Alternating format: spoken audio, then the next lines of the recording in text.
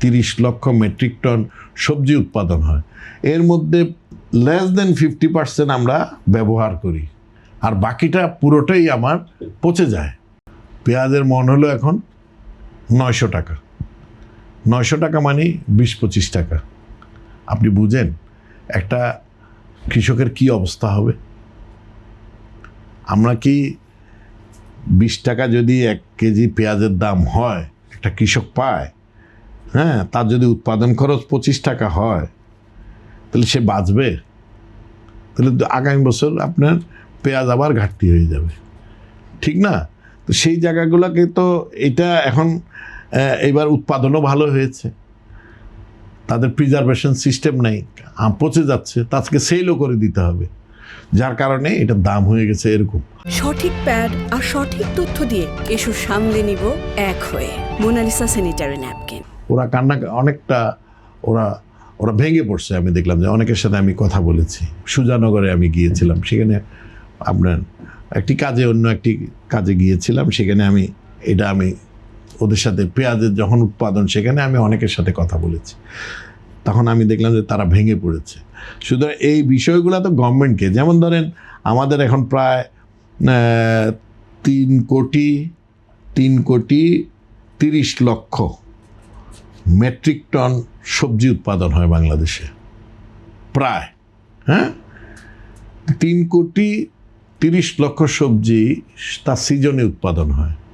তাহলে এটাকে প্রিজারভেশন, যেমন ধরেন এটাকে প্রিজারভেশন করার জন্য গভর্নমেন্ট এখন সেই জায়গায় আমি কিছু দেখিনি আর কি বাজেটে।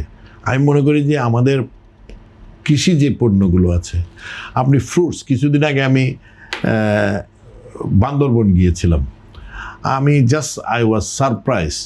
আমি মানে প্রত্যন্ত অঞ্চল আমি ঘুরে আসছি বান্দরবনে, কমিউনিকেশন ইজ ভেরি, মানে আমি বলবো যে খুবই ভালো হয়ে গেছে।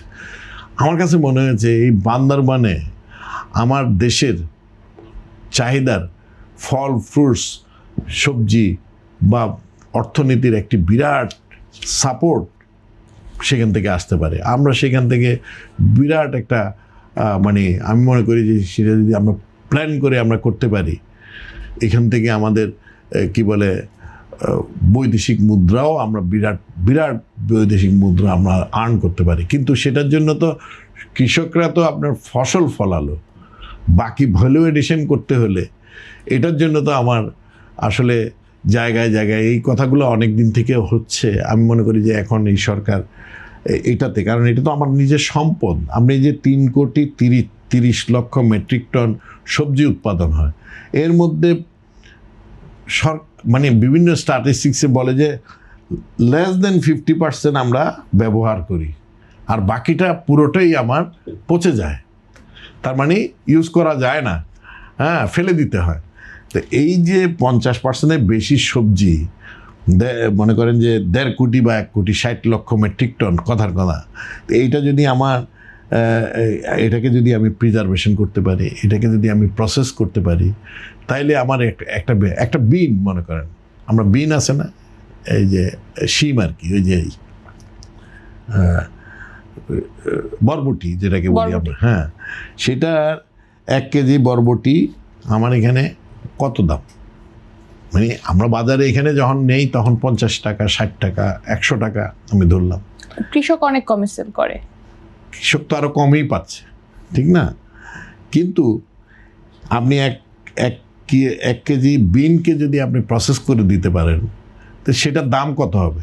এটা তো $8-10 হবে।